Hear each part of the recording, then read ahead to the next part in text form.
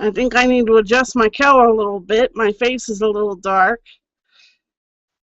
This light shirt probably doesn't help either. But it's good to be home.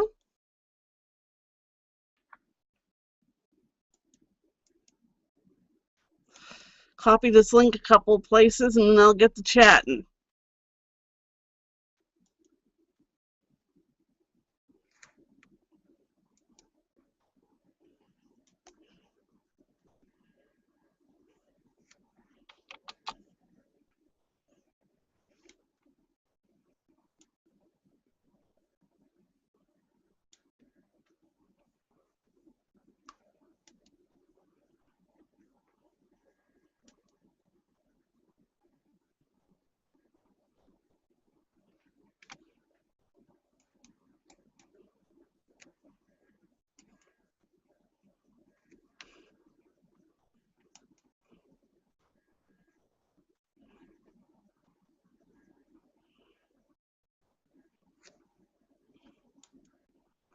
All right.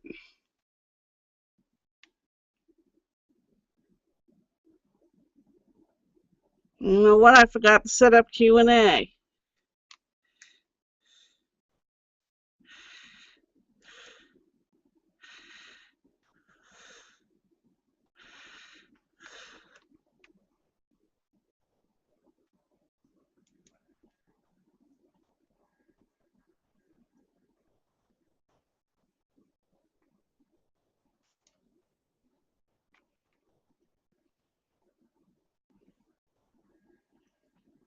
All right.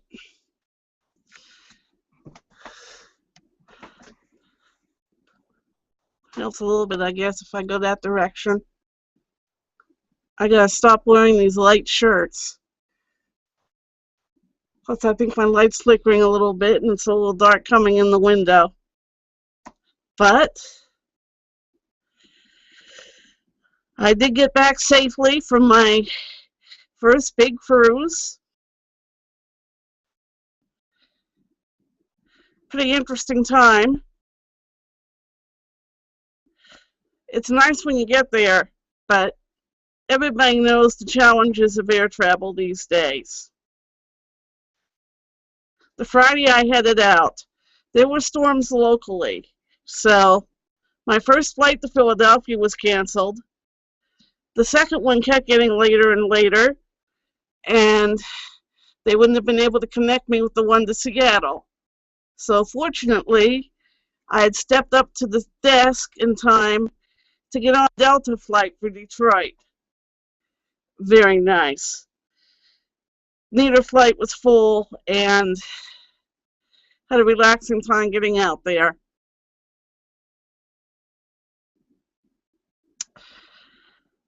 Saturday, everything went as planned. I got up in the morning, got on the local train service,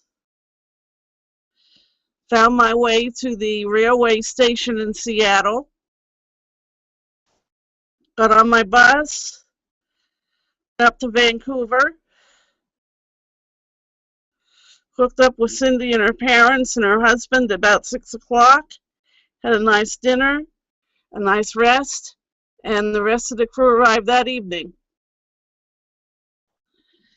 Sunday morning, we went and walked a few blocks, including a couple of food vendors in Chinatown. I have a few pictures of the older ladies looking and buying a few things. Sunday afternoon, we got on the boat. Cruises are an experience. We were in a stateroom without an outside window. So it's basically your closets, your dressers, sofa, and bed. And I was spoiled by having my bed made a couple of times a day. And if anyone's ever asked you about the food, it's that good. We went to the Lido deck twice a day to eat. And for dinner, we had window side tables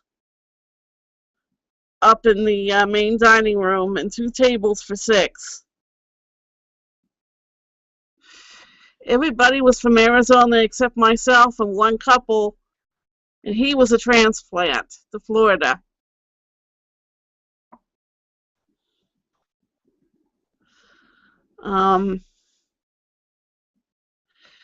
I did come back and gain weight, but I think a lot of that's water.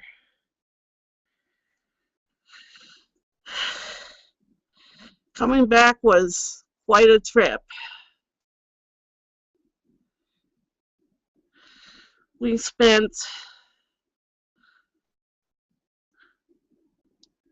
got off the boat about 9 in the morning in the time zone that's west of Pacific. Drove back to Anchorage, stayed at a hotel all day, left the next morning at 4:30 so that I could fly on the same flight with Cindy and her parents back to Seattle. Got in around noon, had about 10 hours before my next flight, so since I came in on Delta, I was eligible to go up to the Sky Club, and that was a nice place to hang out for a few hours. About 6 o'clock, I went downstairs, checked out, and checked back in with my baggage. Got to the gate just before the previous flight to mine boarded, and there was 3 people from our group who were headed back to Phoenix.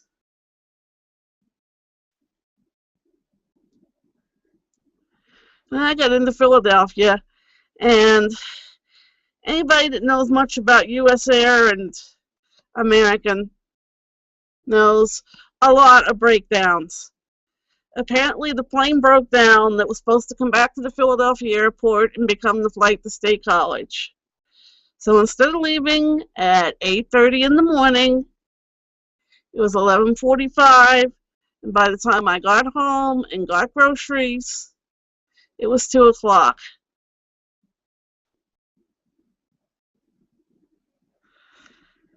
Okay. As for Alaska, turn the toolbox off here. Okay, I'm not running Q&A, but I am running my chat window. As for Alaska,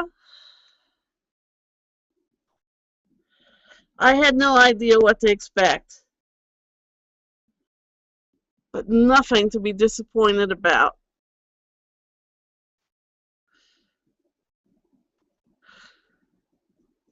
We got to Catchup. Very interesting little town. All the stores and the local things you can see are different colors.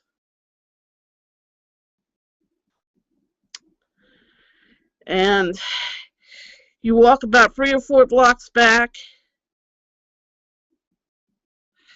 there's a lodge, and there's an old building that was a brothel. And you could see where the married man's entrance was.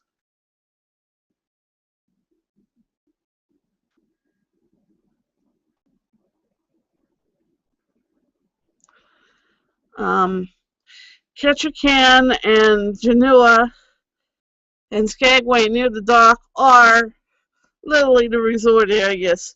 You get off and you see the cheap gift shops.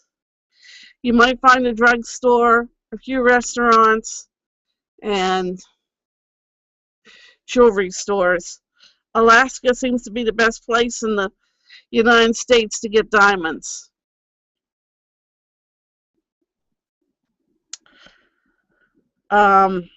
We had cool and rainy days on Tuesday and Wednesday. And fortunately, the one decent day was the day we went to the animal farm. A friend of Cindy's brother has an animal preserve that's about 20 some miles northwest of Haines, Alaska. So 10 o'clock in the morning, we get a shuttle bus from our boat to the other ferry, 25-30 minute ferry ride, 35-minute bus ride, and about an hour and a half at this place. These folks have done a lot of the movies for like Animal Planet and Great Discovery and all that, and they've consulted on a lot of animal things. Cindy's brother's friend wasn't there, but his son was there as an assistant. And the guy that gave us the tour greeted us with his falcon on his shoulder. He's been a falconer since age 11. But we got to see a moose, a porcupine,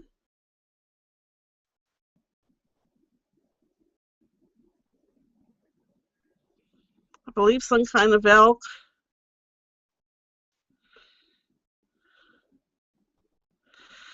and a wolf.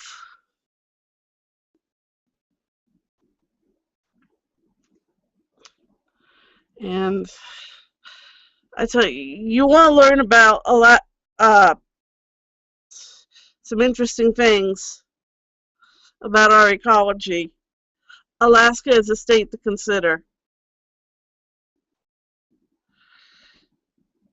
It's also amazing. You get off the bus and you get off the ship in some of those low places, and it's a rainforest area. So it's not really snow, but it's very damp and drizzly, and a lot of green plants.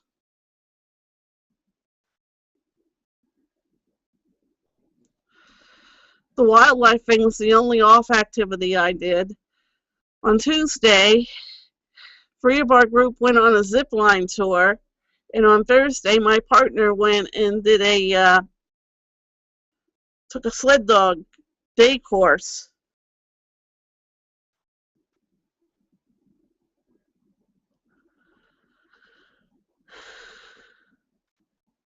And then there was Friday.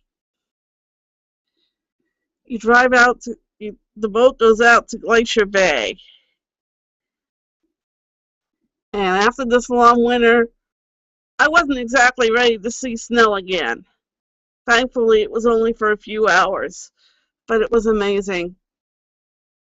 I have a couple pictures of ice that is blue among the white.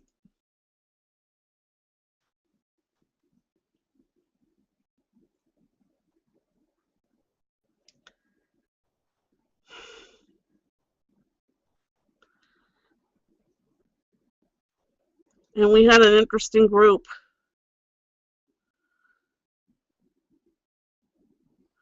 Half of them were related, over half of them.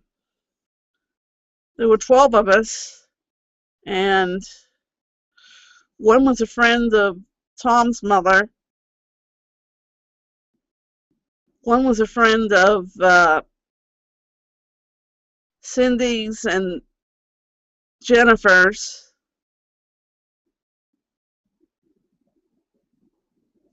My roommate and myself, and the rest were all related. So I went to the casino a few nights. Not that much to a casino on that size of ship. This was the MS Statendam. So had about 3 tables and maybe 50 to 60 slot machines total.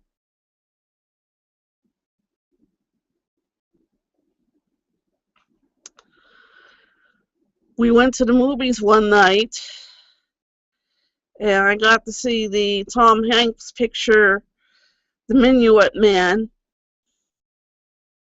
I love that.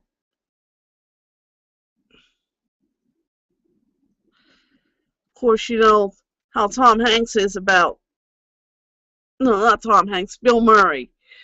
You can imagine what those guys are as far as accuracy in World War II.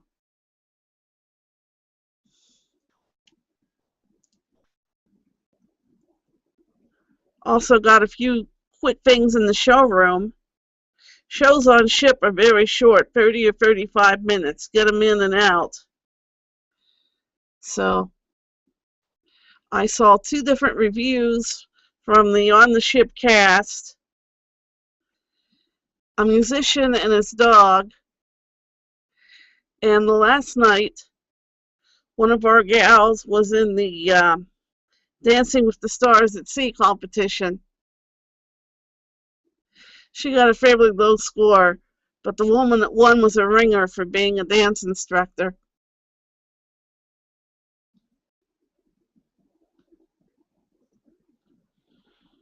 What do I gotta do to get people in here?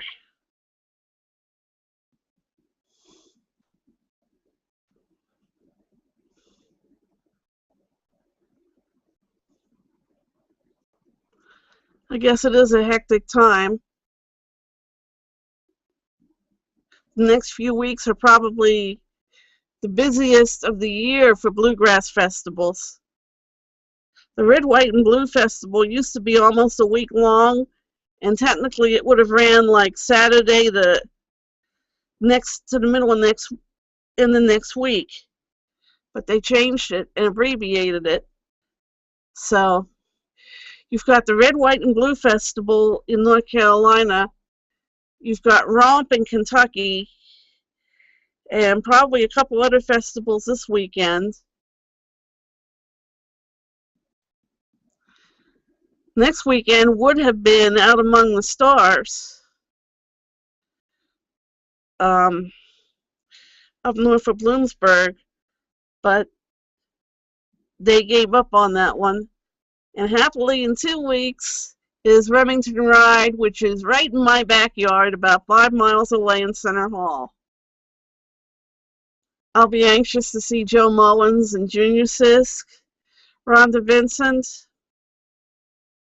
the Spinney Brothers, and a few other things. Made coming home a little easier. But before all that, and even before the 4th of July, big weekend ahead. Saturday is Amateur Radio Field Day weekend. And after a year off of public service aspect, due to the fact that the people that run it didn't have time to organize, we'll be back this year at the local fire company grounds in Pleasant Gap. So anytime I want to come home, 5-minute ride.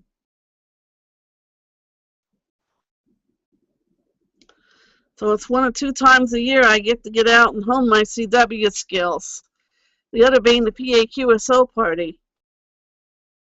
And we're going to have to see what happens about that, because somewhere along the line, somebody cut one of the cables at our tower. The neighbor and I discovered it a few weeks ago. I don't know if it's something that can be repaired, replaced, or what, but we may not worry about it for now. Eric is constantly busy, and Mother's always afraid of her simulator acting up when I'm on radio that involves that antenna. So if I'm lucky, I can get her out of the house for 4 or 5 hours and get some operating time. And if worse comes to worse, I just got to stick to 40 and 80 meters.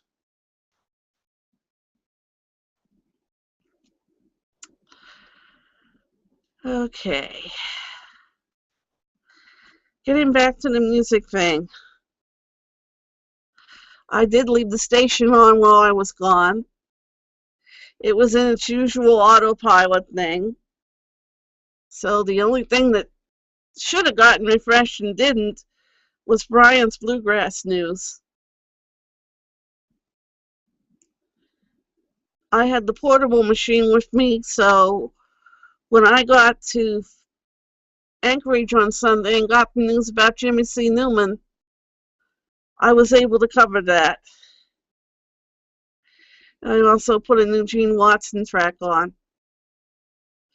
I have to put some new stuff on in the next few days to freshen things up.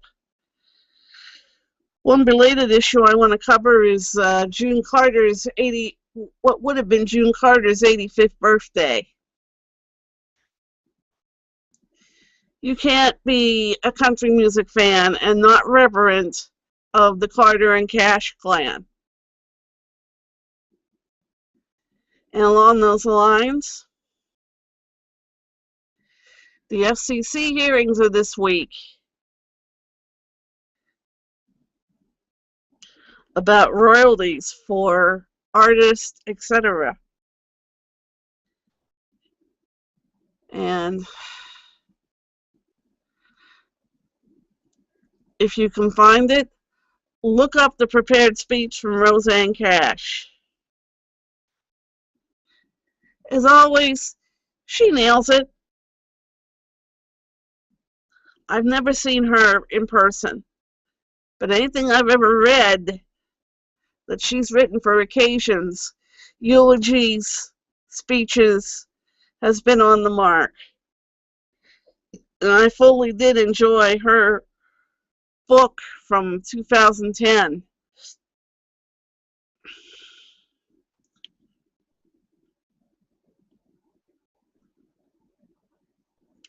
And we can be thankful she is as cute as she is, considering that she had brain surgery a number of years ago.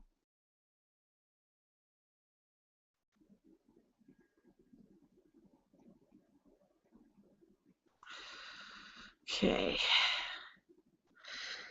As for bluegrass music, this is the season of a lot of new releases. The Flat Lonesome album that's coming out in a couple weeks, I got a hold of just before I left. I'm very impressed. Everybody's raving about the new Balsam range. The Gibson brothers have something coming out.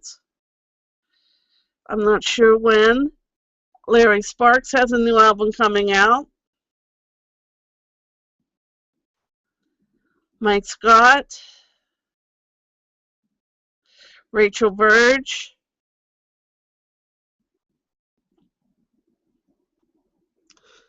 Well, I know I gotta get some old things out the current Bluegrass Hour, but I think the things I listen to the hardest on my station are those specialty programs.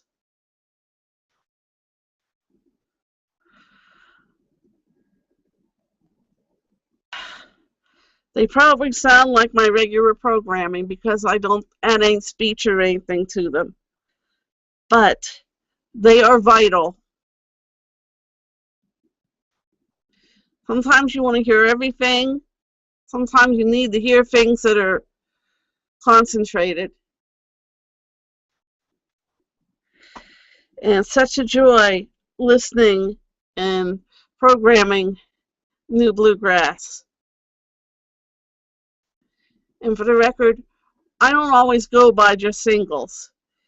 If somebody puts out a single, I listen. If I like it, I might put it on that list or I might put it on the regular list. But when somebody does not recommend the single, or I want something for both lists, I'm thankful for thankful that I can choose something else and get it out there that somebody else might not have heard. We are coming upon the critical time of year for bluegrass music. Sometime in the next couple weeks, the second ballot will be out for the IBMA Awards. On the first ballot, you get loose listed things and you can choose up to 5 people. The second ballot, I think you get a choice of 5 things and you narrow it down to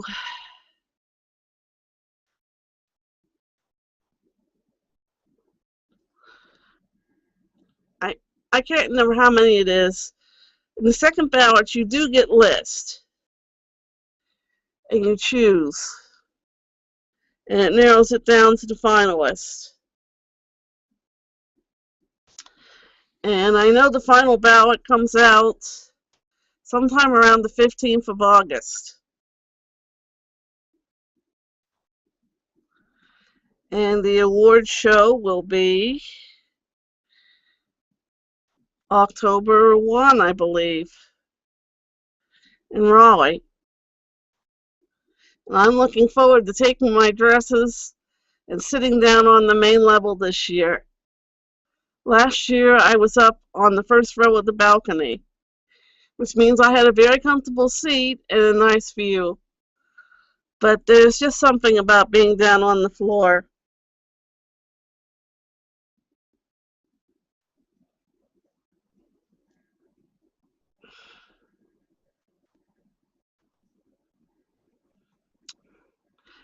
I hope we pick things up with the Association of Bluegrass Broadcasters. It's like we've been in a holding pattern all year. We put things out to get official members. We've got about 20 some out of the 100 people that are on the site. Nobody wants to join us.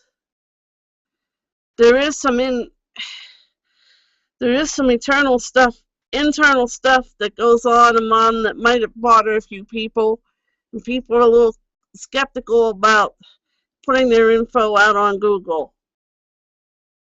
And I admit, I'm critical as anybody.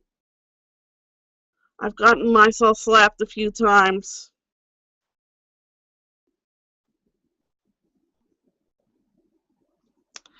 But should the organization truly go professional,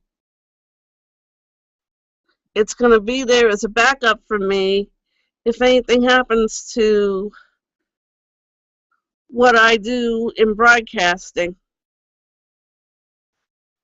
I'm very concerned about what's going to happen with the likes of Live 365 and that.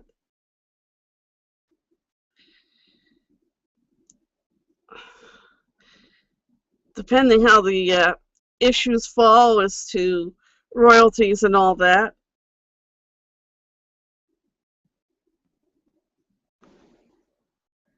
The world has come to the place where anybody that can get music for free could care less about the people that are not getting the money. And the people that run the services are not paying out.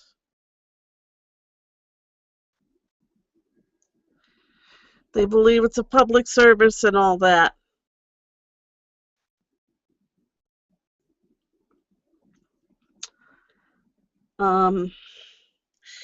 It's a little awkward for me because I'm out there begging for free music too, but not just for myself, but to broadcast. And convincing some people of that, even after almost 7 years, is tough. I still do pay for some music that I broadcast, but I'm thankful for people that use services like AirPlay Direct and all that and are willing to get music into my hands.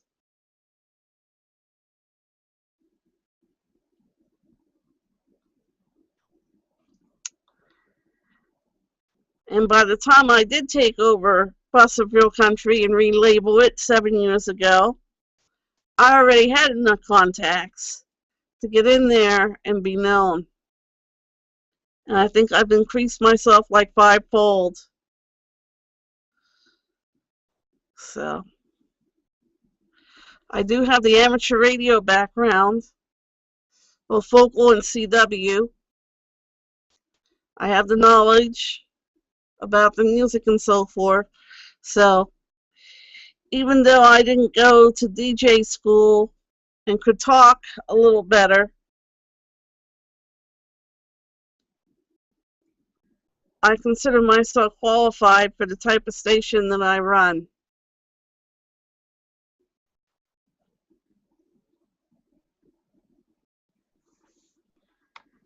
Let's see what's happening over here.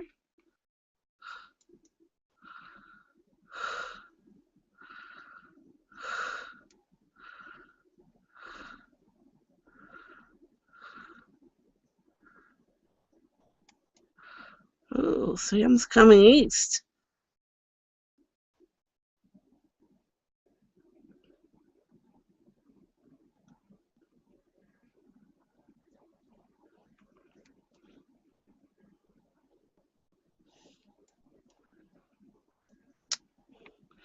So I guess he's not going, but I don't think he's going to the Ohio Festival.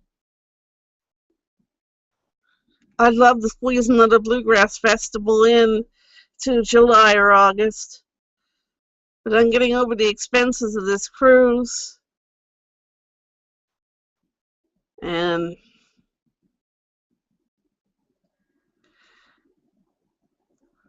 I still have our week at the beach in September and IBMA.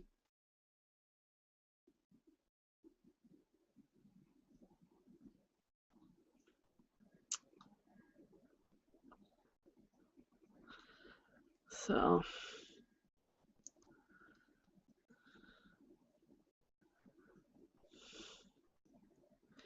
keep watching my post, and I will be watching. I'm keeping a very tight look on everything going on with FCC and all that, and I'm hoping that Live 365 does continue to prosper.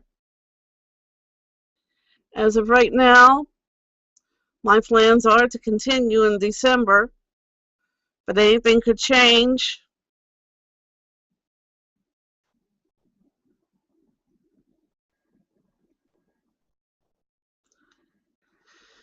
And I have no plans at this time to change my home base from Pennsylvania.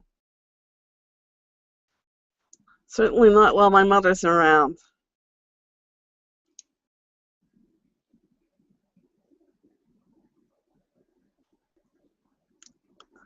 So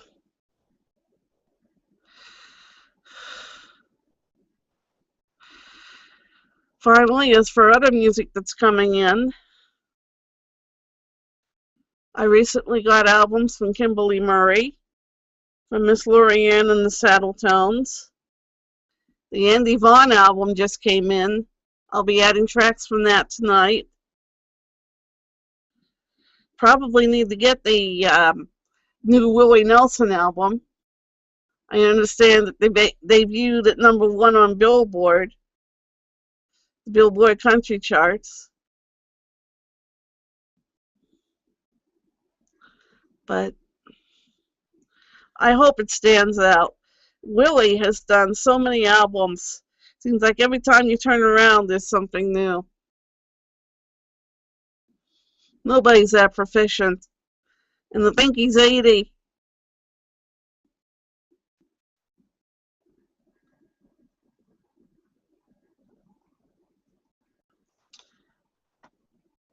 And soon it'll be time to add a couple tracks from the Bristol sessions. Everybody knows about the Bristol sessions. If you don't, you're not a good scholar of country music. Ralph Peer took a few acts into studios down on the Virginia and Tennessee line in July 1927, including the first tracks from the Carter Family and Jimmy Rogers. Some modern acts are doing a tribute album that'll be out in October. They're going to be covering some of the things from that first album. I'll be curious to see what comes, because as far as that album was concerned,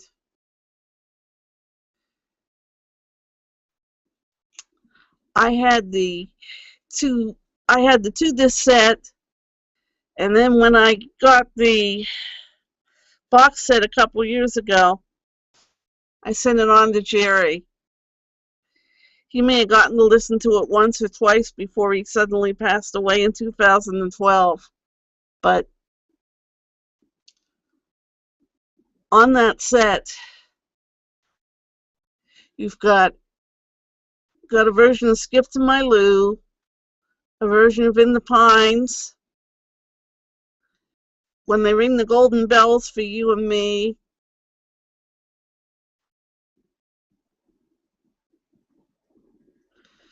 like I said, the first tracks from the Carter Family and Jimmy Rogers. Everything else is an interesting calliope of things, including a 6 or 7 minute deal about past the liquor bottle and corn shucking, an instrumental with sound effects about fox hunting,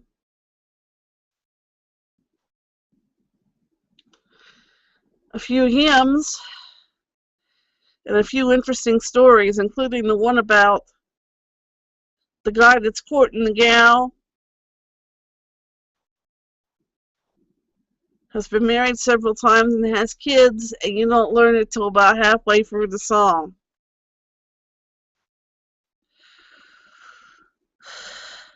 I think my choice for a track would be I Want to Go Where God Is. I think that's how you title.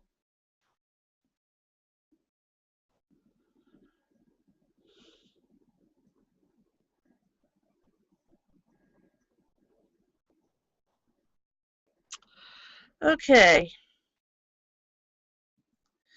It has been 40 minutes. I see no viewers.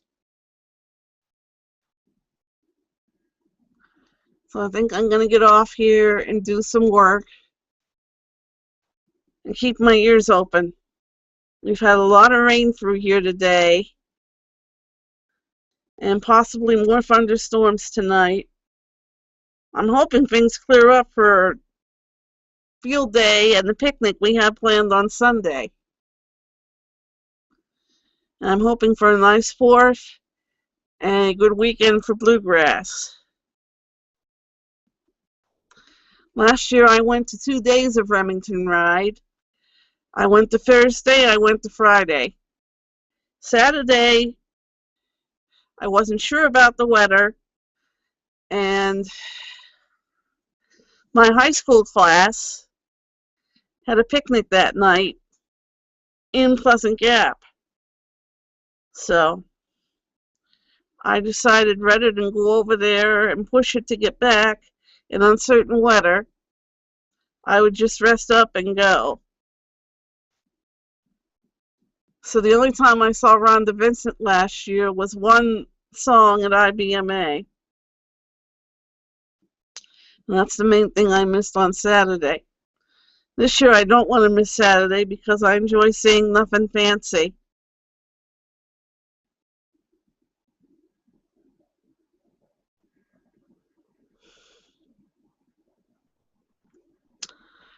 And I've got a reputation. People in No Depression know. I meant the No Depression group. And people that have known me going back to 1996 can tell you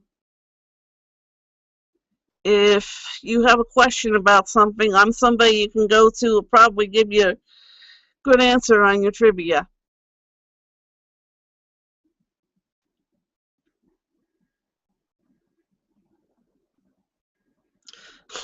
Heck, why else would I feel I could take over a radio station?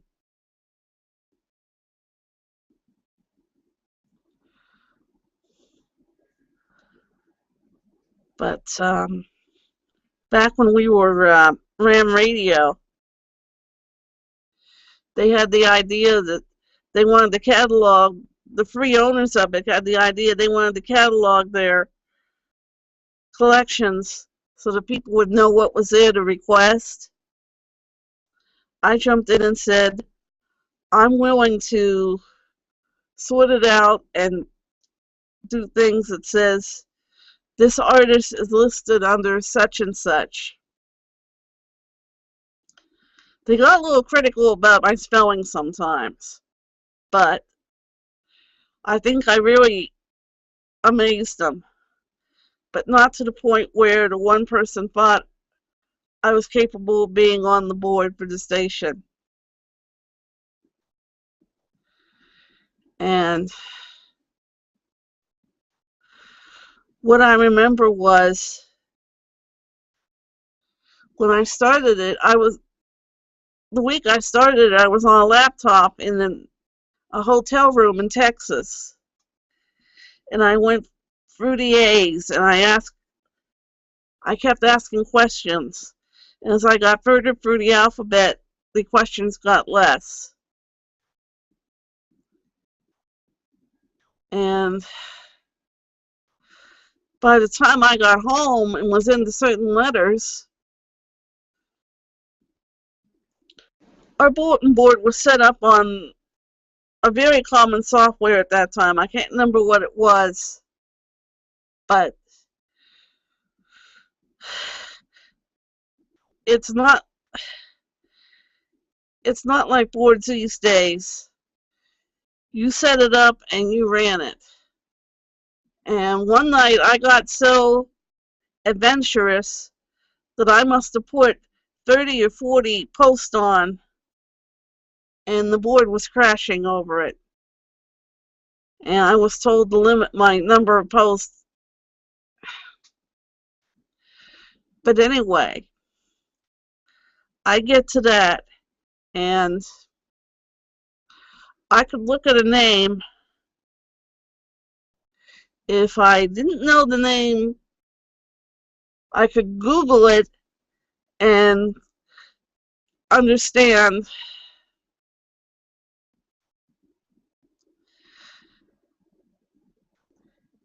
If I Googled a name that I thought the music seemed like bluegrass or something, and their activity era was pre-1945, I knew to classify it as old time.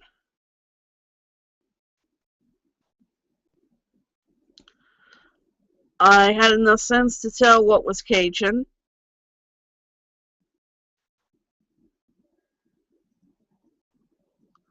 And the stuff from the 1920s. And it certainly was a primer for some of the current acts they had played over the 3 or 4 years on the station. I might see somebody that they programmed briefly in 2000, let's see, the station started in 2004, and I did this list, I think, in the end of 2005. So there might be somebody on there that they programmed briefly in 2004 that I didn't know about. I could look them up. But overall, it was an expanded education.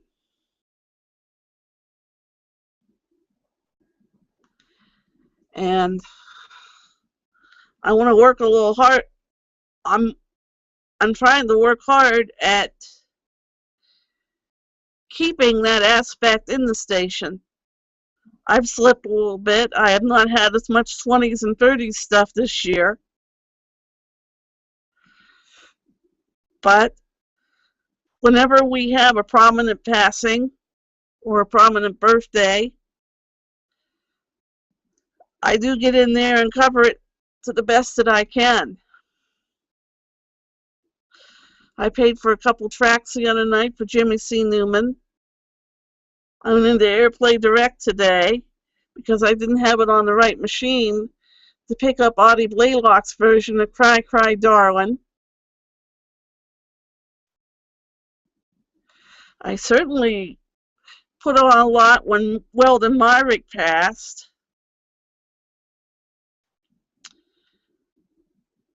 And I probably did a repeat of a lot of things to honor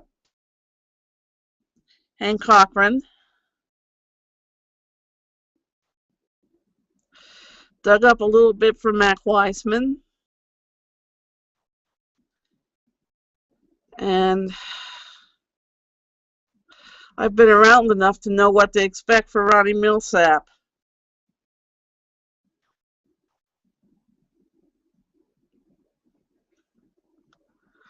But I also cover little things. I gotta look up again to see. There was some Texas award that somebody just got.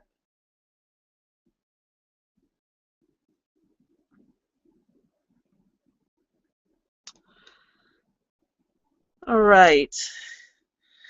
It is 8:47. I see nobody popping in, so I think we will cut it at this point.